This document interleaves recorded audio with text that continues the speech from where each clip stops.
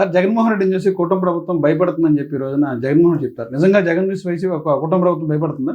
అంటే భయపడే ఈ రోజున ప్రతిపక్ష హోదా ఇవ్వట్లేదు నాకు అనేది జగన్ చెప్తారు. అసెంబ్లీలో కూడా అదే గవర్నర్ ప్రసంగం జరిగేటప్పుడు బయటకు వచ్చేసారు వాళ్ళు డిమాండ్ చేస్తూ. అసలు జగన్ వచ్చేసి ప్రజా సమస్యల్ని ఎక్కడైతే ప్రశ్నించే గొంతును నొక్కేస్తుంది కూటమి ప్రభుత్వం అంటారు.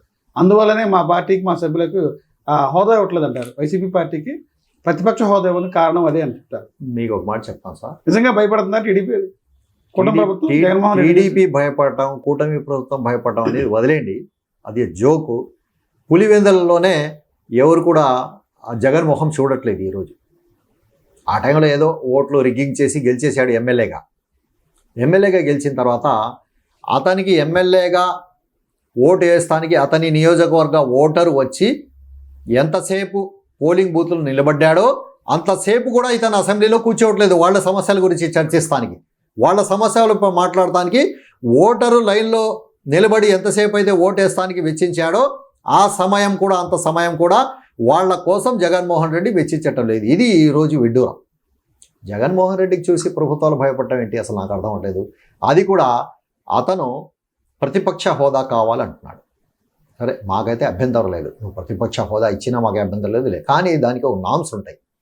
నువ్వే ముఖ్యమంత్రిగా ఉన్నప్పుడు, ప్రతిపక్ష నాయకుడిగా ఎమ్మెల్యేగా కాదు, ముఖ్యమంత్రిగా ఉన్నప్పుడు ఏదైతే నోటి నుంచి మాట వస్తుందో అది అఫీషియల్ అయింది. నువ్వేం చెప్పావు?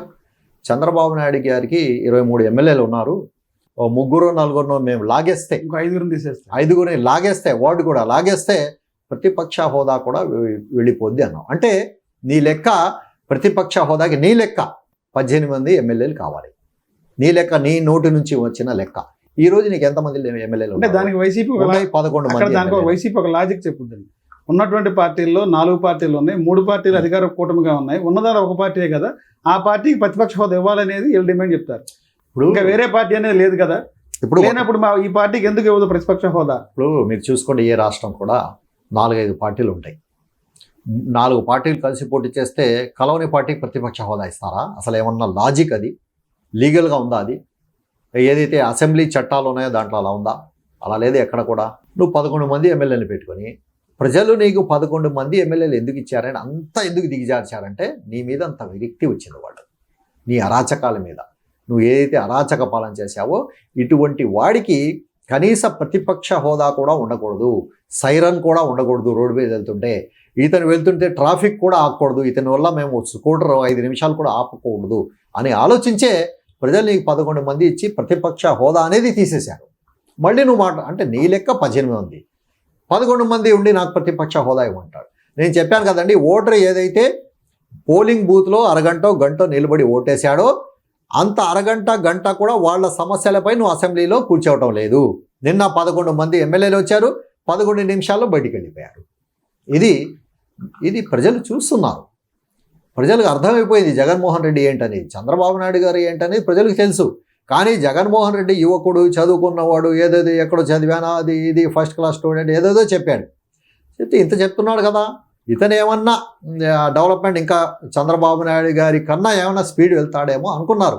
కానీ చంద్రబాబు నాయుడు గారి కన్నా స్పీడ్ వదిలేసి చంద్రబాబు నాయుడు చేసి అన్ని ధ్వంసం చేసి వెళ్ళిపోయాడు. రాష్ట్రానికి అమరావతి లేకుండా చేసి వెళ్ళిపోయాడు. అంటే సూపర్ 6 పేరుతో అమలు కాని హామీలు ఇచ్చి ప్రజలను మోసం చేసింది ఈ కూటమి ప్రభుత్వం. ఇప్పటికీ ప్రజలు అసంతృప్తి ఉందని చెప్తారు. ఏం చెప్తారు దానికి? నిజంగా ప్రజలు అసంతృప్తి ఉన్నారా? అమలు కాని హామీలు అంటే ఏంది? పెన్షన్లు ఇస్తున్నాం, అది అమలు అవ్వట్లేదా? జగన్మోహన్ రెడ్డి 2, 3 తారీఖు లేకపోతే 5వ తారీఖు, 6వ తారీఖు, 7వ తారీఖు పెన్షన్లు ఇచ్చిన రోజులు కూడా ఉన్నాయి. కానీ చంద్రబాబు నాయుడు గారు 1వ తారీఖు ఇస్తున్నారు. 1వ తారీఖు ఆదివారం లేకపోతే పండుగలు వస్తే 31 ఇస్తున్నారు. 31కి కూడా ఏదైనా సెలవులు ఉంటే 30కి ఇవ్వమని ఆదేశాలు జారీ చేశారు. ఉదయం సూర్యోదయం అవుతుందో లేదో కానీ అధికారులు ఇళ్ల తలుపు తట్టి ఇదిగోండమ్మా పెన్షను, ఇదిగో అయ్యా పెన్షన్ అని అందజేసే రికార్డు సృష్టించిన రాష్ట్రం ఇది ఆంధ్రప్రదేశ్ రాష్ట్రం. అంటే పెన్షన్ ఒకటి ఇస్తే సరిపోతుంటారు సూపర్ 6లో? పెన్షన్ కాదు, ఇప్పుడు చెప్పాను కదా, తల్లికి వందనం ఇస్తున్నారు, దీపం పథకం ఇస్తున్నారు. తల్లికి వందనం స్టార్ట్ చేయలేదు, స్టార్ట్ చేస్తున్నారు. ఒక మాట విద్యార్థులకు స్కూల్ ఫీజులకు ఇచ్చాలంటే దానికి ఎడ్యుకేషన్ టర్మ్ ఉంటుంది. దానికి ఇప్పుడు జూన్లో స్టార్ట్ అయింది. కాలేజీలు కానీ స్కూల్స్ కానీ 100% అమలు చేస్తారు. ఇప్పటికే విద్యా దీవెన లేక పిల్లలు చాలా ఇబ్బంది పడుతున్నారు. పిల్లలు కూడా రోడ్ ఎక్కడం జరిగింది. కాలేజీల్లో ఫీజులు కట్టకపోతే మేము ఎగ్జామ్ రాయను అని చెప్తున్నారు. ఆ కానీ ఫీజు- ఇప్పటికే అయిపోయింది. ఈ రన్నింగ్ అయిపోవస్తున్నాడు. ఇప్పుడు ఫిబ్రవరి ఎండింగ్ లో ఉన్నాం. ఆ ఫీజులు ఏ ప్రభుత్వంలో పెండింగ్ అండి? గత ప్రభుత్వంలో పెండింగ్ అయ్యి, మా ప్రభుత్వంలో కాదు. అవి కూడా ఇస్తామని మా ప్రభుత్వం ఇస్తానికే ట్రై చేస్తుంది. ఎందుకంటే ఉదాహరణకి చెప్తున్నాను, విదేశీ విద్య మైనారిటీలకు చంద్రబాబు నాయుడు గారు ముఖ్యమంత్రిగా ఉన్న ప్రవేశపెట్టారు. ప్రవేశపెట్టిన తర్వాత 15 లక్షల రూపాయలు పెట్టారు. అప్పుడు ఫస్ట్ ఇన్స్టాల్మెంట్ 5 లక్షల రూపాయలు రిలీజ్ చేశారు. పిల్లలు విదేశాలకు వెళ్ళారు, చదువుకుంటున్నారు. ప్రభుత్వం మారింది. మారిన తర్వాత జగన్మోహన్ రెడ్డి ఎక్కడైనా వాళ్లకు ₹1 ఇచ్చాడు. 5 ఇయర్స్లో వాళ్ళు ఇల్లు అమ్ముకున్నారు, వడ్డీలు తీసుకున్నారు, చక్ర వడ్డీలు తీసుకున్నారు. పిల్లలు అక్కడ విదేశాల్లో ఉండి ఏడుస్తూ వీడియో కాల్స్ చేస్తే తల్లిదండ్రుల వాళ్ళ ఏడుపు, వాళ్ళ బాధలు చూసి ఇక్కడ తల్లిదండ్రుల ఆరోగ్యాలు చెడిపోయినాయి. కానీ జగన్మోహన్ రెడ్డి కళ్ళలో ఒక చుక్క నీరు కూడా రాలేదు. విద్యార్థులు ఇంత బాధపడుతున్నారు. అటువంటి క్రూరుడుగా జగన్మోహన్ రెడ్డి చేశాడు. వాళ్లకు మాకు అసలు పోలికే లేదు. చంద్రబాబు నాయుడు ఏది చెప్తారో అది చేస్తారు, 100% చేస్తారు. అంటే మంచి ప్రభుత్వం మీద స్టిక్కర్లు వేస్తున్నారు, కానీ ఇది ముంచే ప్రభుత్వం అని చెప్పి వైసీపీ చెప్పారు. ఒక మాట అండి, ఇది ముంచే ప్రభుత్వం, మంచి ప్రభుత్వం. మీరు ఒకటి అబ్జర్వ్ చేయండి, మీరు అప్పుడు వీడియోస్ చూసుకోండి. మంచి ప్రభుత్వం అని మేమైతే వెళ్ళి స్టిక్కర్లు చాలా రేర్ కేసెస్ అంటించాం. అంటే డోర్ టు డోర్ క్యాంపెయిన్ మేము డోర్ టు డోర్ వెళ్తుంటే ఆ హౌస్ ఓనర్లే, ఆ హౌస్లో ఉన్న వాళ్ళే, ఇంట్లో ఉన్న వాళ్ళే స్టిక్కర్ తీసుకొని అంటించిన మీకు వేలాది స్టిక్కర్లు చూపిస్తాను మీరు ఘటనలో. మేము అంటించలేదు, వాళ్ళే ఎస్ మంచి ప్రభుత్వం అని. ఎందుకంటే పింఛన్ వస్తుంది, ప్రతి సందులో 20-30 మందికి పింఛన్లు వస్తున్నాయి, గ్యాస్ అందుతుంది, ఇవన్నీ అందుతున్నాయి. కాబట్టి వచ్చిన 5-6 నెలల్లోనే ఇంత మంచిగా పాలిస్తున్నారని వాళ్ళే. మనం కేసీఆర్ చిన్ని గారు డోర్ టు డోర్ వెళ్ళినప్పుడు కేసీఆర్ చిన్ని గారికి ఇంట్లో కూర్చోబెట్టి టీ తాగమని చెప్పి మంచినీళ్ళు ఇచ్చి, అయ్యా ఆ స్టిక్కర్లు ఇవ్వండి మేము అంటించుకుంటాం అని మన ఎంపీ చిన్ని గారి చేతిలో ఉన్న స్టిక్కర్లు తీసుకుని వాళ్ళే డోర్లకు అంటించుకున్నారు. పబ్లిక్ ఇది మంచి ప్రభుత్వం వాళ్ళు చెప్తున్నారు. ఎవడు జగన్మోహన్ రెడ్డి లాంటి గొట్టగాళ్ళు చెప్పినా చెప్పకపోయినా మనకే తేడా రాదు. వాళ్ళకున్న 11 మంది ఎమ్మెల్యేలు చెప్పినా చెప్పక మాకు తేడా రాదు. వాళ్ళకున్న 11 మంది ఎమ్మెల్యే నియోజకవర్గాల్లో కూడా 90% మంది ఇది మంచి ప్రభుత్వం అంటున్నారు. ఇది మన నిబద్ధత. సార్, ఇప్పుడు గతంలో మైనార్టీలకి 5% రిజర్వేషన్ ఇచ్చిందని చెప్పి వైఎస్ఆర్ 5% రిజర్వేషన్ ఇచ్చారని చెప్తారు, పదే చెప్తారు. టీడీపీ పార్టీ ఏం చేసింది మైనార్టీలకి? దీంట్లో మీరు అడిగిన ప్రశ్నకు కొద్దిగా బ్యాక్గ్రౌండ్ నేను కూడా చెప్పాలి, మీరు కూడా పదే ఇప్పుడు కూడా చెప్తారు ప్రతిసారి. మైనార్టీలకి 5% రిజర్వేషన్ ఇచ్చి విద్యా వైద్య రంగాలలో అభివృద్ధి చేసిందంటే కారణం వైఎస్ఆర్ చేశారని చెప్తారు. దానికి టీడీపీ అలాగే ఏదన్నా మైనార్టీలకి చేసిందా? దానికి ఒక 2 నిమిషాలు నేను ఆన్సర్ ఇవ్వాలి. రాజశేఖర్ రెడ్డి అప్పుడు మేనిఫెస్టోలో, ఎన్నికల మేనిఫెస్టోలో చంద్రబాబు నాయుడు గారు 4% మైనారిటీ రిజర్వేషన్ కల్పిస్తామని మేనిఫెస్టోలో చెప్పడం జరిగింది.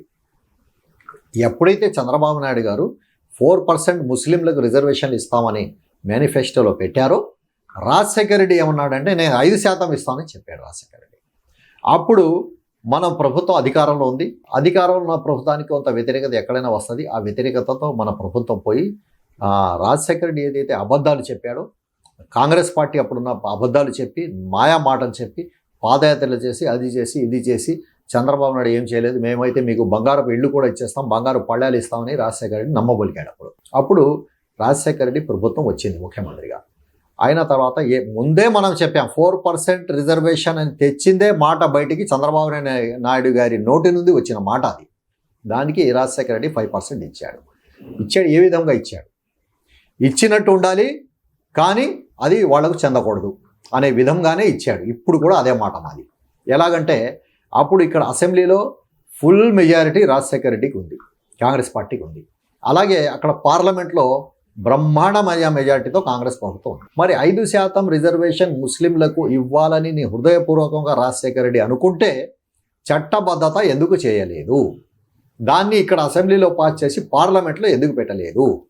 కేవలం ఒక చిన్న జీవో ఇచ్చి ముస్లింలకి రాష్ట్రంలో 5% రిజర్వేషన్ ఇస్తున్నామని దానికి దొడ్డిదారిన మళ్ళీ హైకోర్టులకి, సుప్రీంకోర్టులకి పంపించిన ఘనత రాజశేఖర రెడ్డి.